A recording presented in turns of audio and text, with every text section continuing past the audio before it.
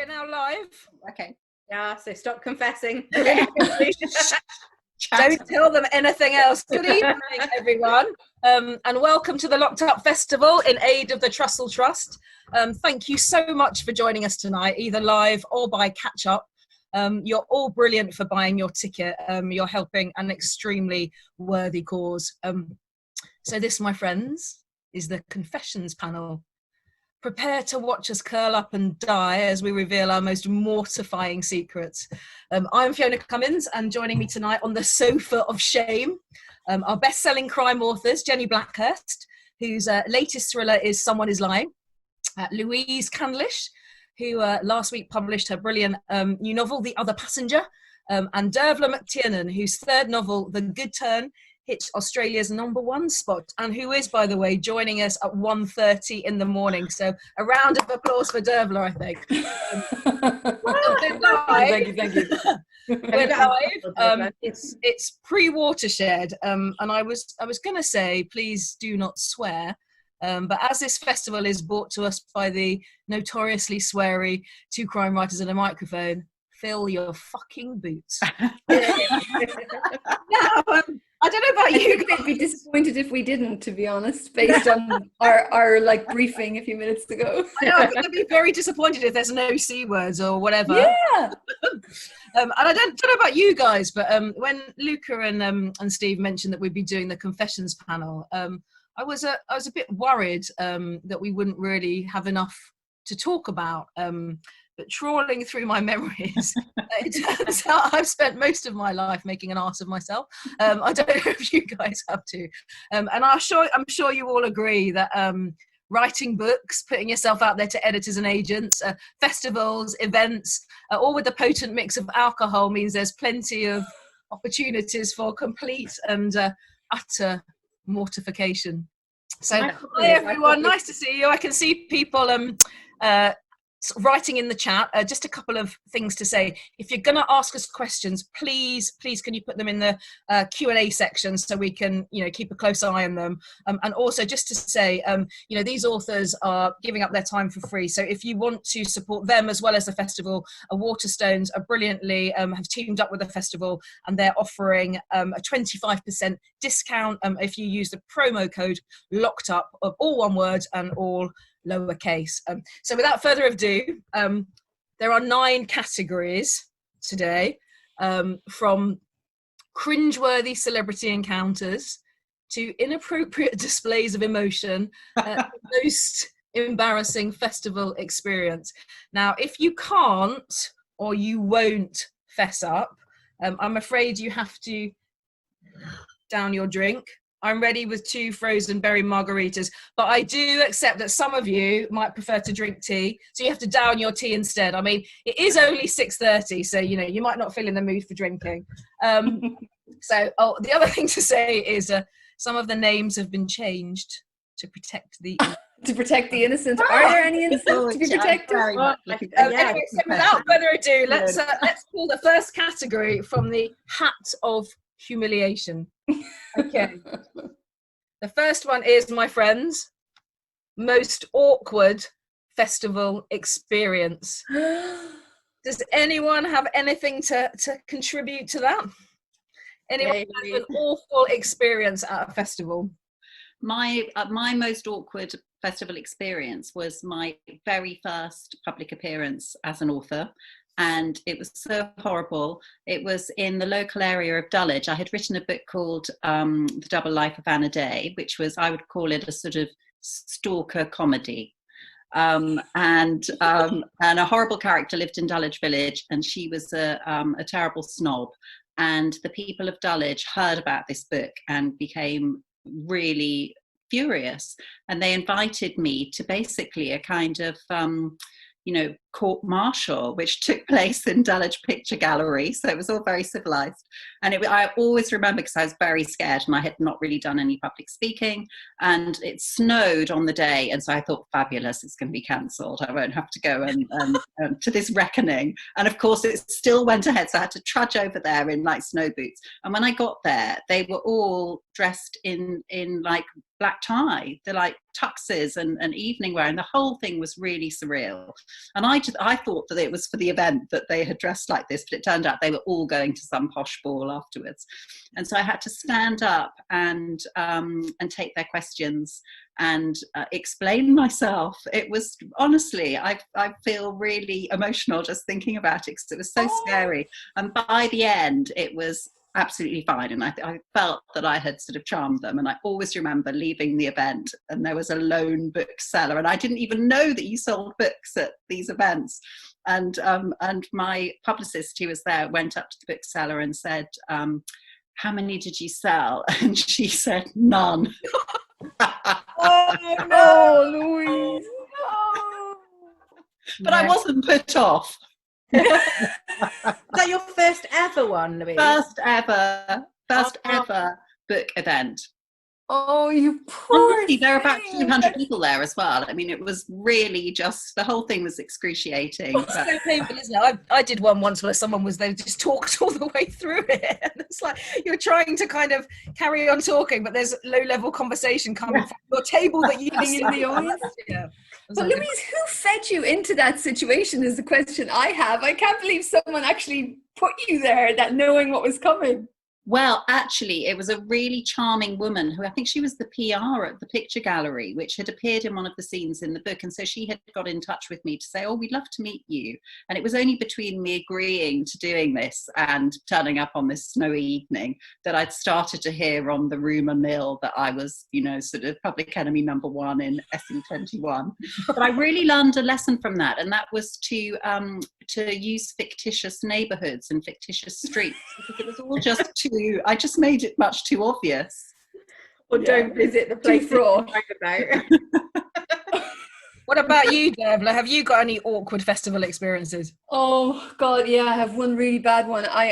So a little bit of background. The accent obviously gives me away that I'm Irish, but I live in Australia, and we came here in 2011, and we moved here after the economic crash. It was really hard for us, genuinely. We came here because my husband's a civil engineer, so we came on his skills. He got a visa, he got a job, we moved over, I started writing, yada yada. And this was my first festival. We went to Byron Bay. I was very excited, and I was invited to be on a panel, and I was the only white person on the panel. And the topic of our panel was how immigration influences our culture, and it was a highly sensitive topic at the time. I mean, obviously Australia has a problem with racism, which is ongoing, but it was a particular topic, hot topic at the time. There was a lot going on in the newspapers. And our moderator was a guy called Sunil Badami, and he's a writer and he's a broadcaster. He's a super sharp guy with a very particular sense of humor. And one of my co-panelists was a guy called Future Fidel, who is this incredible guy. And the very first question Sunil asked was to ask Future, can you tell us about your journey to Australia and how you came here as an immigrant? So Future told us his story, and it was like completely heartbreaking. You know, I mean, he was born in the Democratic Republic of Congo. He lost his parents when he was very young to the Civil War. He was separated from his siblings. He had to go as a stowaway to Tanzania, where he lived in a refugee camp for 8 years. He finally came to Australia with no English, and coming to Australia as a refugee in the best of times is not easy. He learned English. He became a fully qualified electrical engineer. He wrote an award-winning play and a novel, despite the horror of what he'd been through. So we heard all of this story, and we were all total silence in this massive place, you know, this open-air theatre kind of, and we were all listening. And then Sunil kind of turned to me and he said, and Dervla, I understand that you too had a difficult arrival in Australia. Perhaps you'd like to tell us about your journey. You're like, you utter bastard. And there's my swear word for the day. Because he was obviously making a point, which is that as a white person coming to Australia, my journey was vastly easier. And what we were, you know, the swear word of the newspapers, which is we were economic migrants. Like, we were leaving a difficult economic situation and coming to Australia to make money, which is what, you know, people of color are like absolutely denigrated for every day. But we're not, you know. And all we had to do was apply for a visa. It took a couple of months, get on a plane, whereas he went through hell. And I totally got the points that he was making, and it was a bloody good point. And I had to be the person there that it was made on. But for me, it was like, oh, Jesus, what do I say in answer to this question, you know? What did you say? My plane was delayed. Yeah. Motherfucker. Anyway, I just said, look, what can I say to that, except like there's no comparison, and just acknowledge the fact that like what was at play. But yeah, that was the hardest out of any festival moment. That was definitely the hardest, because you feel so exposed, you know. Yeah. Mine feels a little bit more more fluffier than that, I'd say. I was at Theakston's one year, and this guy kind of came bowling up to me, and I recognised him, like I knew him, and I was like, Danny, hi, how are you? And he was like, he looked at me kind of strangely, but he didn't say anything, and basically he hung around a little bit with me and some other friends, and I introduced him to everybody I met as, oh, this is Danny, I used to work with him at the Daily Mirror. And then kind of quite a bit later he said to me, my name isn't Danny, it's Helen. And then I realised that I had completely the wrong person. But not only that, because I was so embarrassed and mortified by the shame of it, I then said, I'm really sorry, I suffer from facial blindness, which is a complete and utter lie. But I was so mortified that I didn't know what else to do. So so that's what I said. I don't suffer from facial blindness. And is that a thing? Because I might use that lie myself. That sounds like a really useful lie. It is a thing. I read a thriller not so long ago, and that's and the main character had facial blindness. Oh, right, okay. Well, then maybe something had popped into my subconscious. But anyway, it was quite a handy excuse, and he was very, very understanding. But I did feel quite mortified by that. What about you, Jenny? Have you got any awkward festival experiences? I've had my most awkward festival experience was I had to introduce Louise Doherty. Is that how you say her name, Doherty? Because I don't know. I think Louise down 15 times before we went on, and I still don't know, because my mind was, I was in such awe of her. Like, I just thought that Apple Tree Yard was wonderful. And so the amount of times I asked her how to pronounce her name, and then still I don't know now to this day. I got up on stage, and I had these little note cards. I was prepared, and I started reading, and then realised I got them all in completely the wrong order. Oh, no. But what I'd had to do was talk about myself and my own books for a few minutes, and then introduce Louise. But I started talking, and I started off with the right card. Hi, my name's Jenny Blackhurst. And then the next card was introducing Louise, and then the next card was some more about me, and I was like, oh shit, I completely fucked it up, to the point where I asked them not to pay me. I was literally like, don't bother giving me my festival fee, because I realised that was not what you were looking for from an internet. You're so exposed, aren't you? When you're on the stage, you're so exposed, there's nowhere to hide. I sat there and I was like, I was a new writer, and when you meet, I've got a lot of meet your hero stories, because my celebrities to me are writers. So a lot of the people we're going to be talking about are people that I'm actually mates with now, but when I first met them, made a proper twat of myself. And so I've got a book club one as well. Does that count as a festival? Yeah, go for it. Wait there, I'm just going to address the bookshelf issue, because I can see that there's a lot of talk about my bookshelves in the chat. And so what it is I explained to these guys before, what you'll see is me coming in and out of my bookshelves, because these are my actual bookshelves behind me, but the internet in my office is so rubbish that if I actually went into my office where these bookshelves and 6 others surrounding me are, then you wouldn't be able to hit it, just freeze. So I took a picture of my bookshelves, because I'm actually sat in my bedroom, and I didn't want to put my bedroom on the festival. So I'm actually sat in front of my virtual bookshelves. These do exist, but they exist in the garden in a separate office. So, and there's 6 more that surround me, and I love my office more than anything. And I was like, I want to show off my bookshelves, but I also want some internet. So you're that's getting why lots of compliments for it, and there's also lots of people with their alcohol in hand. So cheers. Yeah, I realised that a lot of people think that I look virtual because I keep going in and out. So it is a virtual background, and I'm not showing you what's behind me in real life, but they are my actual books as well. But my book club one is, I'd been invited to the book club of the person who sold me the house I live in now. His wife was a fan, and she asked me to go to her book club. And being home developers, they have a beautiful, beautiful house in the middle of the countryside. And I only learnt to drive 2 years ago when I moved to where I live now in the countryside. And I only learned to drive because you can't get a bus here for love nor money. So I'd been driving a week when they asked me to go to this place in the middle of nowhere at 7:30 in February. So it was pitch black. And so I put my sat nav on and I'm driving confidently. And my sat nav tells me that I've taken the wrong road, so I need to take a right. Well, this right takes me down this tiny little lane, and it's getting smaller and smaller to the point where it's pitch black. There's no way I can reverse back down it. So I am in the middle of this lane that I'm sure is only for tractors or, you know, like off-road vehicles. And I'm thinking, oh my God. So the hedges are either side of me like this, scraping all up against my brand new car. And I get to a brook, what I see is a fast flowing brook. And I'm in the middle of nowhere. I don't know where I am. And I just stop the car and I think, I can't go anywhere now. I've got no signal on my phone. And up ahead, I see a lovely looking house with really nice posh gates. And I think, I'm just going to get out the car, stop the car and go and ask them for some help. So I go up to there and, it looks beautiful.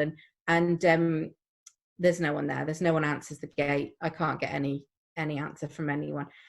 And the other side of the road, the only other house in sight is a farmhouse that looks like something out of The Hills Have Eyes.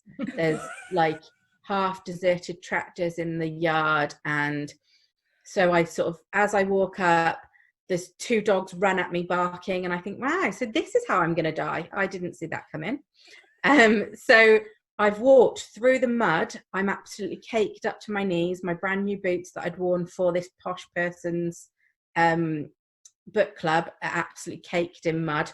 And I knock on the door and this farmer guy comes out, and really, really nice guy. He's like, yeah, I know where you are. I can help you. Get in the truck. I'm like, I'm not getting in the truck. I went, no, I'll walk back and I'll meet you there. He went, no, get in the truck.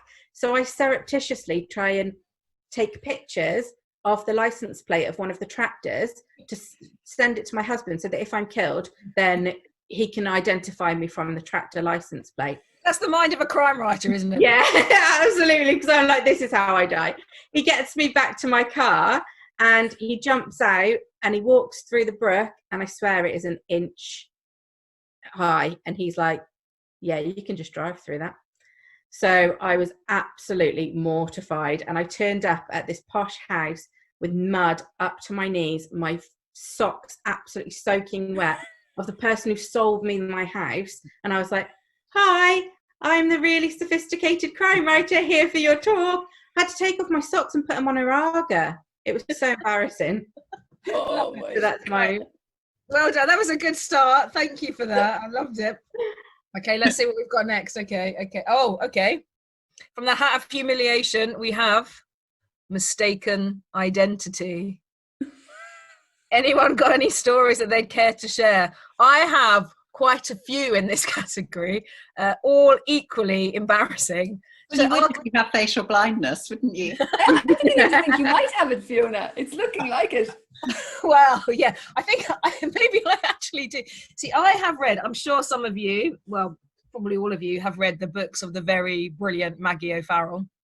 I've read all of her books, and yet, for some reason, a picture of what she looked like had completely escaped me. And I went to the rooftop book club one night, and she was there doing an event, and I was really excited. And I saw somebody there that I knew chatting to somebody that I assumed was from the publisher. But to be honest, I didn't know the person. It was an interview. I didn't know her very well either, because I was really new on the scene. And I thought she was talking to someone from the publisher. So I barrel up and say, hi, I'm Fiona, blah, blah, blah, blah, blah. And both of them stood there extremely politely, extremely kindly nodding and chatting. And then eventually the interviewer, a girl called Hannah, said, anyway, we need to go now because Maggie and I need to prepare for our interview.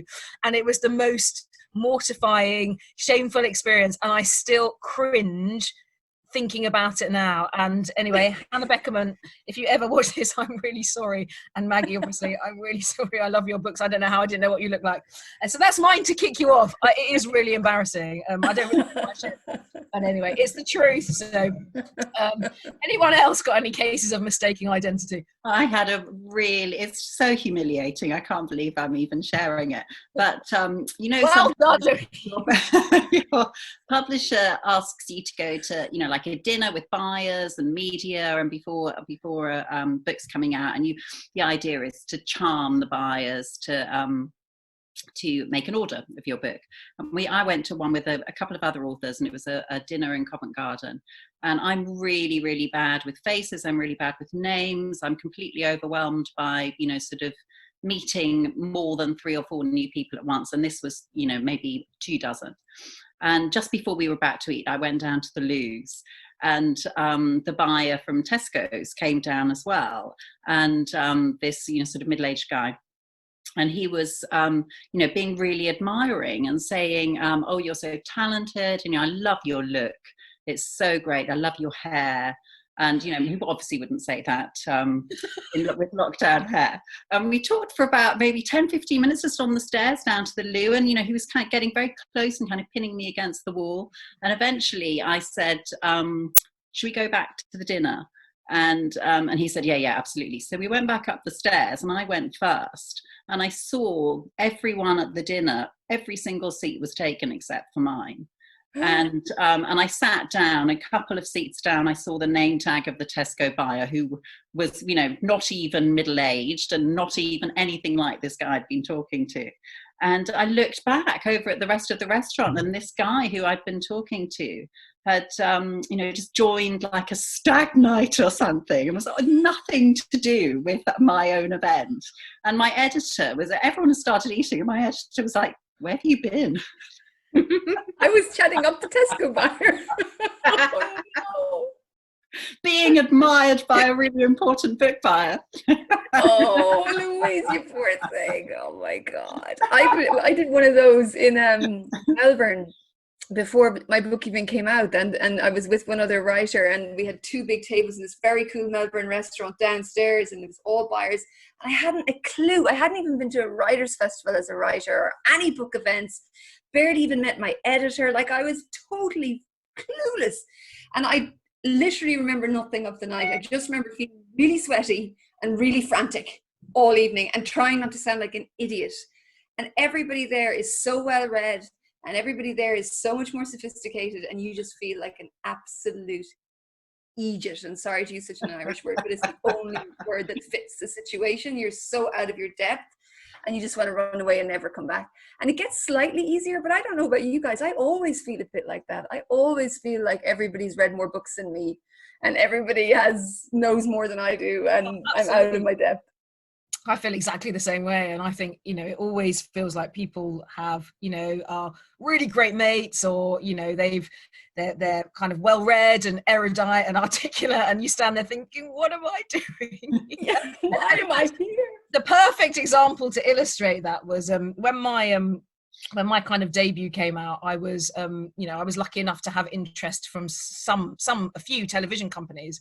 So I went round to kind of various production offices, and this is just so basic. So I was quite new, but I went to J.K. Rowling's production company, and I was chatting to her head of development there, and she said to me, "Have you plotted out your other books?" And I said, well, no, not yet. I'm kind of just thinking about it. And she said, well, Jo plots out all of her books. She has I can't even say, she has like an arc all the way through her stories. And I went, who's Jo? I can't believe I'm actually sharing that, because I'm just so stupid. But anyway, obviously we know who Jo was. It was J.K. Rowling. I had to pedal back from that very, very quickly. But anyway, they never offered on my book, so perhaps. What did she say in these moments, because you're so overwhelmed and your brain just leaks out of your ears, and then next thing you know, you hear yourself saying, "Who's Jo?" And like 5 seconds later, you go, "Oh, I just said that." I can't believe how stupid I was. And anyway, I can't believe I'm sharing this with all these people who are watching.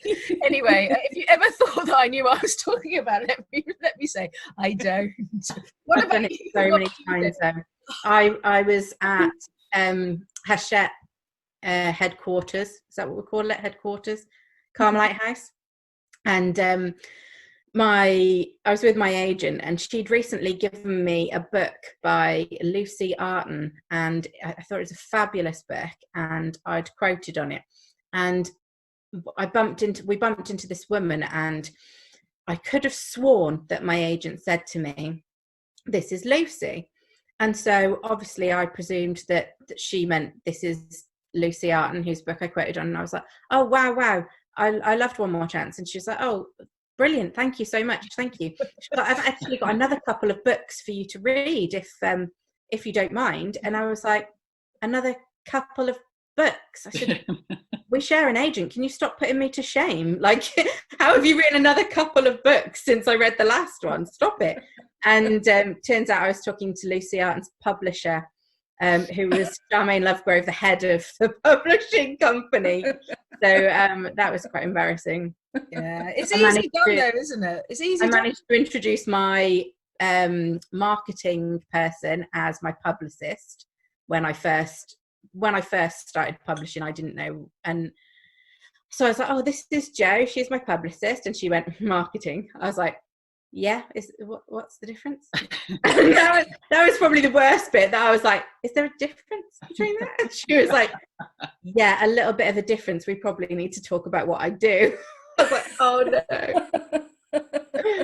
And then I have one kind of final one. It's not, well, it's sort of connected to crime, I suppose. Not really writing, but my boyfriend and I, now my husband, we pulled up into a petrol station and were putting petrol in the car, and then we were surrounded all of a sudden by police, and they said, "Get out of the car, put your hands on your head, put the nozzle down." And we basically had to get out of the car. And to cut a very long story short, they thought that we had a gun in the boot of our car.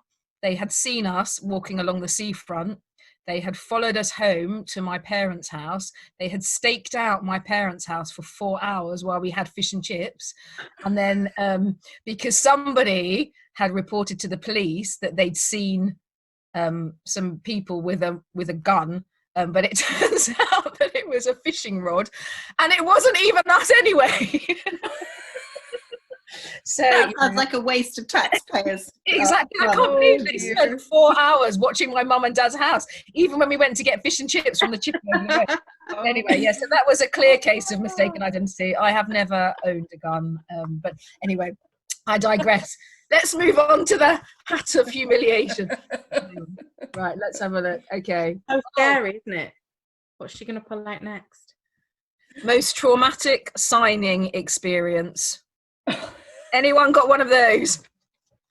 I've got a really stupid one. It's just stupid, really. But it's it's back to the facial blindness thing again. Like not knowing people's names, and you really, really should. And like, particularly in person, a signing line, you just like, oh God, you see someone coming, you think, oh my God, I should know this person's name. And usually it's fine because the publicist would put a post-it note in the book, and they make people, and often people will say, "No, she knows me," and the publicist say, "I know, but you still have to with the post-it." And I'm like, thank God. And then sometimes it just doesn't happen for whatever reason. Publicist's not there, or whatever. Post-it notes aren't working, or they're not keeping up, and you have people coming without the post-it note.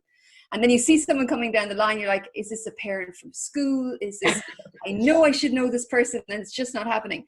So I thought I had a really clever trick, and I started to say to people, just tell me how you spell your name again. I know it sounds ridiculous. I have such funny spellings, and I'm ditzy.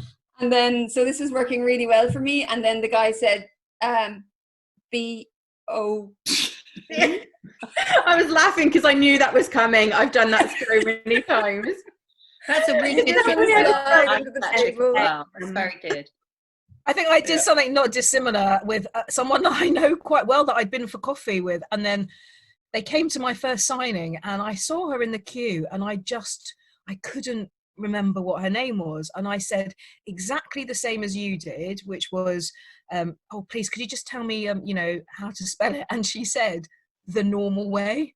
And in the end, I sat there. I honestly sat there for about a minute, and then I had to go, like, "I'm really sorry. I have completely forgotten your name." Just and blanking. She was really offended though, because I'd even been for coffee with them, and then I just couldn't remember it. It's just awful. It's so embarrassing. But anyway, it happens to everyone, doesn't it? So 50% of the time, like, it's someone you genuinely should remember, like someone you've had a real connection with, or that you should know from some like real life situation. And then 50% of the time, it isn't someone you should really remember. And the people who get pissed off are the people you shouldn't really remember, because you've only met them once 3 years ago, like, and it's a bit of pressure, really. Yeah. People who are lovely are the people you had that really emotional conversation with one time. You know, they're the ones who are fine with it always. It's just a rule. What about the times when you've got your pen at the ready and they don't actually want the book signed? And it's just really sad. I had the most, actually, this is another heartbreaker. I've got some really humiliating ones. I remember going to a book group once, and I remember having my Sharpie and having everything ready, because normally the members of the group would, they want the book signed at the end, don't they, and a little message or whatever. And it was in a library, and the book was The Sudden Departure of the Frasers, a few books back. And as I entered the room, I could tell it was quite hostile, and I wasn't really sure why. And to this day, I don't really know why. And I was on my own, no publicist, no one with me. And I said, and they weren't very welcoming. And so I thought, well, I'd better take the lead. And so I introduced myself, and I said, well, how about I tell you a little bit about the book and the inspiration behind it. And the woman who I soon came to see as the leader said, we don't do it like that here. No, what we're going to do is we'll go around the table and tell you what we think of the book. And so I said, oh, well, okay. Absolutely astonished, but wanting to be polite. And I went around the table, and they went around the table, and every single person hated the book, and all said that, and it was really, really shocking. And then at the end, the final person said, hats off to you, Louise, because it does take a lot of hard work to write a book, even a bad one. Can you believe it? And the reason that I link it to the signing is that I can still remember how I felt as I sort of slipped my Sharpie back into my bag, because I just, of course they didn't want me to sign this book that they all hated. It was just awful. That is psychotic. Who does that? Who invites an author to rip her to shreds? That's insane. I don't know, but I haven't done one of those events since. All of our lovely viewers are saying, what a bitch! She's so rude. And it is. So solidarity. It was so rude. And also, may I just say that the thing that made me most bitter and twisted was that I even paid for my own parking and my own coffee for that event. It was just honestly hammered. Talk about a mug. And look at you now. I bet they regret that now. If you hated the book, I don't understand.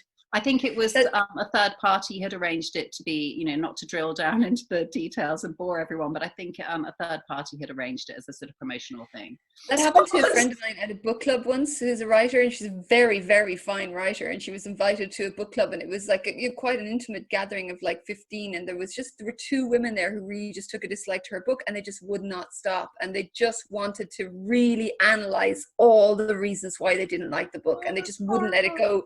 And the person who was organizing it just didn't have the strength of personality to step in and stop it. And my friend is a really polite person, so she kind of took it for like 40 minutes and then said, never again. You do. Well, it's so shocking that you do sort of, and you also, if you can't really sort of get down and dirty and be rude, because then, you're the one who will suffer. So you do have to just sort of smile through the tears. Well, look, Abby says egg the house, and Paul says make her your next victim. So plenty of mileage there. Okay, let's dip into the hat of humiliation again. What have we got this? Okay, what have we got? Oh, this should be interesting. I don't know if anyone's got one of these. Inappropriate displays of emotion. Any takers? I mean, I've cried at my editor, but I don't know if she knew because I was on the phone. So maybe I was just making like little squeaky noises. So maybe she didn't ever know, but if she did, Vicky, I'm sorry about that phone call. But I was just like, why were you crying? Were you having a bad? Oh, because she'd come up with all these problems with the book, which I knew were problems, but it was I can't remember if it was my first or second book, but I was very new at it, and I just didn't know how I was going to fix it. And it was just, when I'm stressed, I cry. And so I was just like, trying to hold it all together. And yeah, she probably knew because it wasn't a long phone call. But yeah. This isn't, I unload all mine on my husband. I just, he has to hear it all, and then I'm saying in public. It's how it works. I think sometimes, especially if you're crying out of frustration, you're not crying because you're really sad. You're crying because that's just the way you are. That was exactly what it was. Yeah, I was frustrated that I didn't know how to fix it. And also, she was a brilliant editor. She's not my editor anymore, but she was a fantastic editor. But very, like, she knew what the problems were. And I felt like at the time, being a new writer, that I should be able to just come up with something on the phone there and then about how I was going to fix it.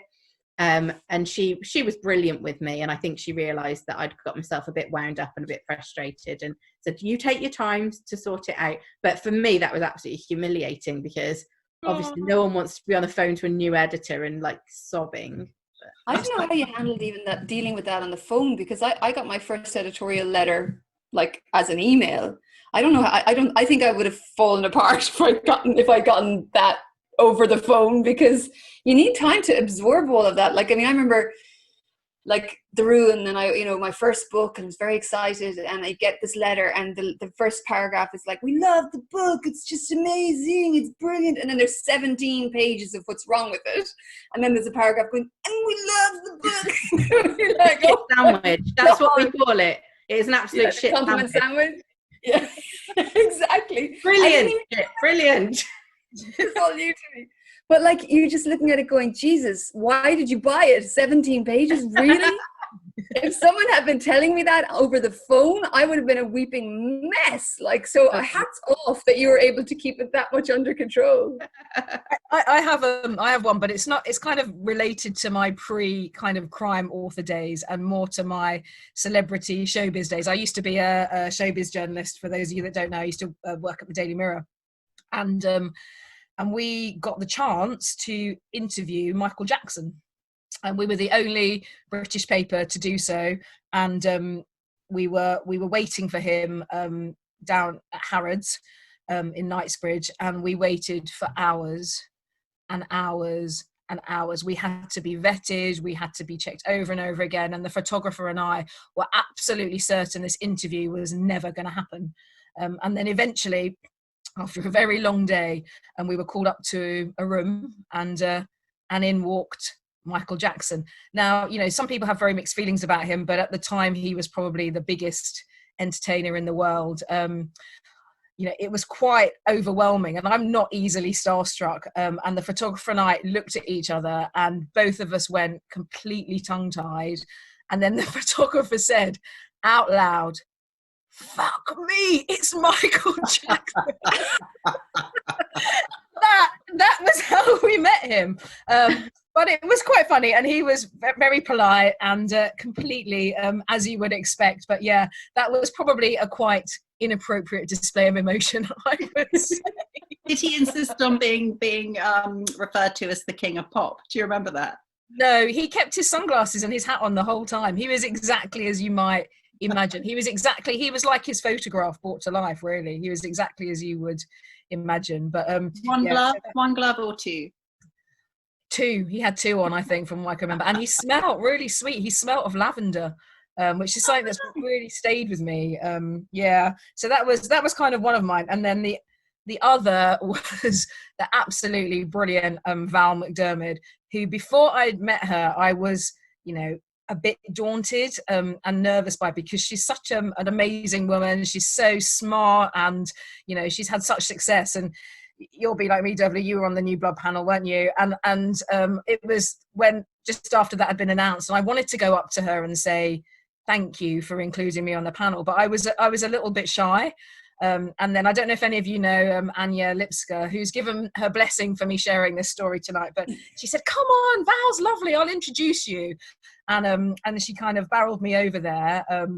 and with her tongue firmly in her cheek, she put her arm around both of our shoulders, with me in the middle and Val on one side and her on the other, and said, "Let's all have a threesome."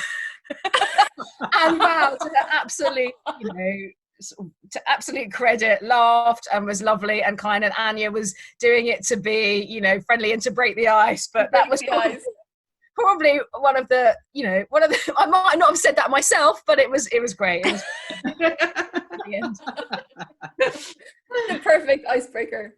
Yeah, exactly. That's exactly what it was, and it might not work with everyone, but it was it worked. It was fine. Shall we crack on? We've got quite a few questions, but shall we go to the end, or should we have a couple of look at questions? What do we think, guys? Yeah, that sounds good. Okay, let's have a look. Oh, so it says 3 out of 4 of you are definitely doing the bookcase backdrop challenge. Was the emergency interior design work? I've explained mine. Mine was an emergency picture. Yeah, mine is really cheesy. Because I'm in a tiny study, if I actually took my camera down and turned it around and showed you the tip that my study is, which I'm tempted to do, but I won't, I don't think. But this used to be just a plain white wall. And then when lockdown happened, all my book events, my book came out in February in Australia, and I got to do most of my tour over East, but a lot of my Perth events were cancelled and everything went online. And I needed to have everything just set up that I could just do in my study, but just having the plain white walls. So I got my husband to stick up these very picturesque, little bookshelves, and then I stuck my books on it. And then I got fake plants that I ordered online that could be delivered, and I stuck those up as well. And I have light, that's why it's very bright in here. So yeah, it's all very deliberate and forced, and therefore not very. And my actual bookshelves look nothing like this because they're mostly upstairs, and they are spilling over with books, and yeah, they're not very picturesque at all. That's my office down there. Oh, look, there's Jenny's office. That's my office. And if I go, the Wi-Fi signal thing used to be on the back of the house. And so I used to get perfect Wi-Fi in the office. And then when we changed to Sky, they moved it, or other Wi-Fi providers are available, they moved it to the front room. And so now the Wi-Fi won't go to the office. So as soon as I get to the office, it cuts off. And it's inside. You should see it. It's just amazing. But yeah, that's why right now I am in my bedroom. So this is me without the fake bookshelves. Okay. I've only got 2 books back. Well, no, I've got 4 books back there. It's like through the keyhole now. Yeah. I am so jealous. Who lives in a house like office. My study is literally beside the kitchen, and the kids are in and out and in and out and in and out. So we were trying to figure out if we could convert the attic last week, even though like the roof is this high. It's not going to happen. But oh my God, do you have outdoor space like away? Very jealous. I love it so much. It's one of the reasons we when we first moved here, I was like, I need somewhere with a garden big enough to put an office, because I was so used to working in my bedroom with like my desk in the corner of my room with all my stuff on it. So yeah, now I've got an actual office. And a lot of people are saying get a Wi-Fi extender. I will. It's one of those things that I just keep meaning to do. And then something like this comes up and I'm like, should have got that Wi-Fi extender. And then tomorrow I'll forget about it again. Well, it looks quite tidy behind me. I would say that half the office is tidy, the half in shot, and the other half is a complete mess. But I'm very much a person that likes to put things in cupboards and shut them, and then you can't see any of the untidiness. So, let's have another question. So this is from Leslie. What's the worst thing you've ever done to one of the characters you hate?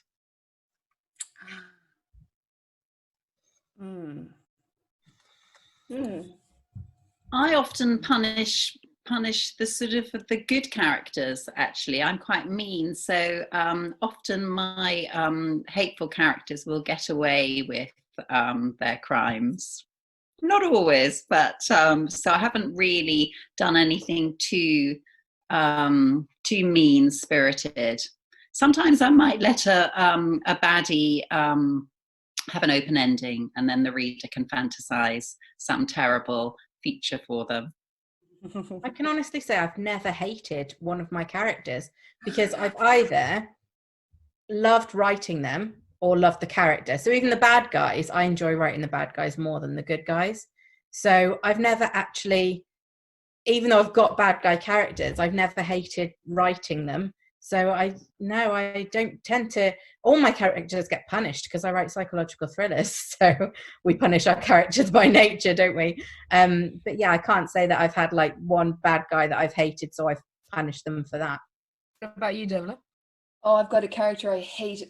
Hate her. Just hate her. She's in the first book. Her name is Domenica Keane, and she's this old spider of a woman. You know, she's just one of these mean, nasty, horrible people that you just like. All her life, she's just been destructive, and she did terrible things that you only kind of find out towards the end of the book. And like, spoiler, sorry, but she dies at the end, but she kind of gets away with it. You know, like she dies in a way that is not a violent death, but not entirely natural either. But she's not really ever brought to justice in a sort of a way. So she kind of has gotten away with the things she's done all her life. And that leaves you with that sort of sick feeling, you know, but it also is reflective of reality. And in terms of the crimes that she committed, what happened most of the time was people did get away with it just because of the passing of time. So it felt like it was the right ending for her, and it makes me hate her more. So it's like the one you love to hate, you know. I like hating her. She deserves it, and it makes me feel like this is a terrible thing to say, but it makes me feel good to hate her. Like it's a righteous kind of hate. So I'm a bad person. You're all much better people than me, because although I wouldn't say I hate my characters, but people I hate in real life I put in my books in some way, disguised, in some way known only to me. But I get a great deal of satisfaction from doing that. Right, let's have a couple more confessions and then we'll answer some more questions. Okay. I'm doing it. Pratfalls. Anyone got any embarrassing where they've fallen over, or literally or metaphorically? I nearly tripped on the way to the new blood panel. I was wearing ridiculous high heels in a bid to make my very short body look longer, and fell over my feet, but not many people noticed, so that was okay.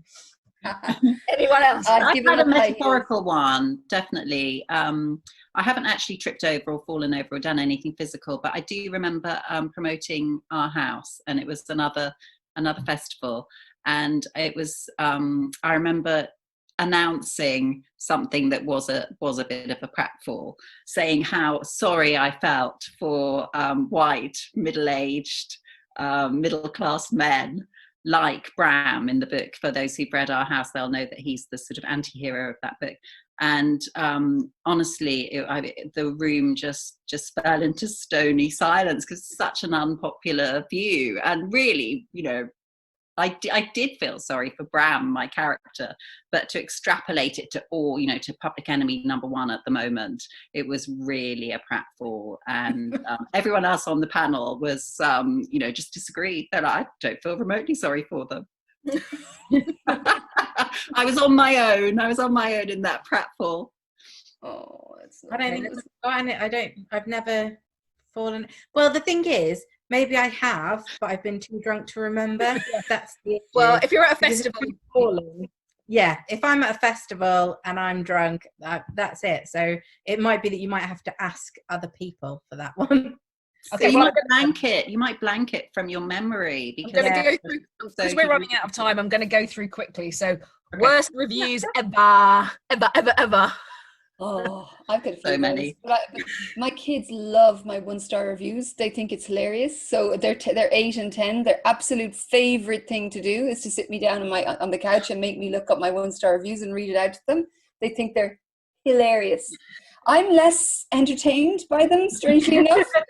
Not as much as of a pleasant experience for me, but they laugh so hard that I kind of go along with it. So yeah, that's our Saturday afternoon entertainment. I had one star. Like the 3-star reviews are the hard ones, because you almost got that reader. But the 1-stars, they're so offended that your book exists in the world. And like it's hard to be upset about that. Like someone going, this is a comedy, you know, and it's like, okay, like you can't get upset about that stuff. It's whatever, you know. No, I have one that I've never. Sorry, go on, Louise. You go first. No. Well, I was just going to mention one that I had, another 1-star that said good for insomniacs. And then another one. I was looking them up actually before this, and I had another one that just said 1 star. That's some bad book, Harry. What does that even mean? I had a 1-star review. I've never told this story before, not even to most of my friends. I think some friends online know it, but by my second book, I'd kind of decided that I wasn't going to obsess about my reviews in the way I did with my first one, because with my first book, my first 1-star review that ripped my book apart completely, I phoned my agent, told her to pull the book. I'd give back the money for the advance. I was never writing again. So I'd been through all that. My agent had calmed me down, obviously, and I did carry on writing. And with my second book, I was kind of a bit more chilled about it. But then I got this 1-star review in, and my detective head came on, because it said at the start, I really hated this author's first book, but my sister gave me a copy of her second book. And so I decided to give it a go. And it was really awfully wrote, and it sounded like an arrogant teenager had written it. And if the publisher continues to publish this rubbish, I will not continue to read it. Something along those lines. It was a bit harsher than that. But the thing that got me was, I was thinking, this book is only out on Kindle. Therefore, your sister hasn't given you this book. So where's the lie coming in there? Like, why have you picked up my second book and then lied about the reason? And it was something about the way it was written, the way the review was written, and also that quite blatant lie in the first line that made me think, oh, I know this person. I know who this is. And so I clicked on their previous reviews, and they'd reviewed my first book really, really harshly. And then they'd reviewed some other things that made me think, firstly, sizing of clothing and the style of clothing, and a couple of other writers that I knew that this person enjoyed. And it was one of my friends. And what I realized was, she'd been round to my house, and she was one of those friends that will bring up your bad reviews. So most of my friends, if they'd seen my bad reviews, they wouldn't bring them up. But she blatantly asked me, like, oh, have you seen this really bad review you've had on your book? Quoted her own review to see whether I'd seen it. So I didn't realize any of this until I found out later who it was. But the way I found out, the way I proved who it was at the time, Amazon had a wish list function. And so the review could be anonymous, that it could say anonymous reviewer, but you could click on the wish list and it would show her full name, and it showed her full name on the wish list. So I screenshotted that, and did you confront her? Well, I'd been reviewing some of her work. I'd been helping her with some of her own writing, so I had her email address, and so I put in her email address, and it took me to that wish list. So I was like proper detective in this, and I just literally sent her a message and said, I don't think we're going to be writing that book together at any point, are we, if this is how you feel about my writing? And she was like, what makes you think that's me? And I sent her the screenshot with her name on and just said, you left your name on it. And that's it. I didn't. Well, yeah, she tried to sort of say, oh, well, how do you know it's me, etc. But you could see that it was going. And I just said, I don't think we're going to be friends anymore, are we? No. And she just said, if that's how you feel, and that was that. But my publicist wanted me to write a magazine article about it, but it was one of those stories that, that was my second book, so that was 4 or 5 years ago, and I've never felt the need to tell it, but this is a confessions panel. So I think she was probably waiting for me to shame her on social media or something like that, but I never mentioned it to anyone, and I never made it really public or anything like that. But I did feel a bit like, very hurtful. I will get you in the end. I will find you. Put her in a book. Put her in the book and finish her off. I love that. Someone's put write a book with Colleen Rooney. So Rebecca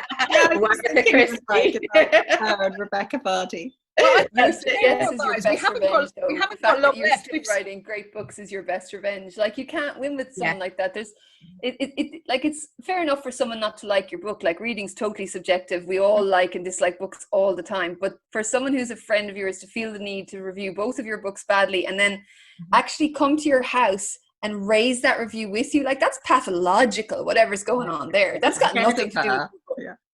I know. And guys, unfortunately, we've raced through that. We've still got some confessions left in the hat of humiliation, but we're not going to have time. So maybe we'll get to that at another festival and another time. I'm going to try and answer a few of these questions. We've only got about 5 minutes, so I'll do the best we can. You might not want to answer this question. Abby's put, which writer have you got a secret crush on? Anyone prepared to answer that one? No, pass. That's why it's a secret. Can I say Erin Kelly? Oh yeah, you can. Yeah, she's awesome. I've got such a crush on Erin Kelly, and I've got a confession about her actually. Oh, wow. I got really, really drunk at the Two Marks book launch, and she was saying, I can't even remember what she said, but I was like, well, you know, you're Erin fucking Kelly. And then thought, because I was really drunk, thought this was hilarious, and then all night just called her Erin fucking Kelly. And then the next morning I woke up and I was like, did I really call the person who wrote the poison tree Erin fucking Kelly all night? Oh my God, I'm so mortified. And this is why I don't speak to people who I idolize. I can't speak to Sharon Bolton. She must think I'm a complete bitch, because if I see her, I literally do this, because I love her book so much that I know I'd fall flat on my face. And Louise asks, have any of you had writer's block? I mean, that's particularly kind of relevant during current circumstances. It's been quite tricky to write, I know, for some authors. Anyone having problems with that? Mm-hmm. Up and down, like, you know, you have times where it's easier and times where it's harder, but if I get stuck, it usually means I haven't done enough preparation. I know that sounds very boring, but it's just I need to go back and do a bit more work before I kind of push on, you know. I agree with you, Dervla, actually, because I don't think I really believe in writer's block, as in not being able to write. I think it's probably that your idea hasn't got enough flesh on its bones. I think that's probably more likely, isn't it? I think that the more books you write as well, you just know that you can do it, and you know that it will happen and it will be finished, and you know that it's a process. So you might have those days of blockages, or just like the knots are a bit too tight. I usually just go out for a walk, or just go outdoors and do something, and then just kind of just trust in the process. So far it's worked. If you're finding a scene particularly hard, do you really need that scene? Like, if you're not enjoying writing it, is anyone going to enjoy reading it? Move on. And then if you do need it, you know, really good, you can go back and fill it in, but move on. Just keep writing something else. Yeah. And Abby asks, what's your greatest fear as a writer? Writing. Getting those 1-star reviews from my friends. Confession panels. The screenwriter John August always talks about getting to flow. You know, that feeling where your writing is just like, oh my God, it feels so good. The story's alive under your hands. It's all happening. And like, you don't have that in every writing session, but it's the best when it happens. And he says, like, he thinks that procrastinating thing comes from that fear of not getting, that you won't get there. So I guess if I was going to have a nightmare kind of fear, it would be that you'll never feel that way again. It would just be work writing, as opposed to that joy writing will never happen again. And actually, I think, I'm sure you'll all agree, but, you know, there's a real privilege that comes in being published at all. And I think that is, you know, something that never, ever take for granted, really, because you never know if you're going to get another deal. You never know what's going to happen in the future. And so that's kind of, you know, I suppose that being taken away is one of the things that I suppose worry about quite a lot. So just to finish, let's have a really quick fire confessions. You can answer yes, no, or pass. Have you ever been recognised in the street, Louise? Well, only by, you know, local people, not by not, you know, out in the West End or anything. No. Jenny? In a bookshop, by the bookshop owner. Oh, sure. But my dentist, when I rang up for an appointment for my dentist and told her my name, she was like, have you written a book? I'm reading it now. I was like, oh, that's great. That's great. Dervla? At the supermarket buying tampons. Oh, nice. Have you got any tattoos? Yes, 2. No. No, I haven't either. And last question, have you ever been arrested? I've been cautioned. Are you expanding on that at all? No. I've been taken in for questioning. Dervla? No, I'm so boring. I apologise. I wish I had a good story. And I also have been taken in for questioning. To leave it at that, ladies. So You cannot end it there. I think always, writers, you always have to leave it on a cliffhanger. So everybody, thank you so much for joining us tonight. And we hope we've raised a few laughs for a good cause. Thanks so much for supporting it. And stay tuned for the Reach a Guy at 8 p.m. Have a great night and enjoy the rest of the festival. Thank you.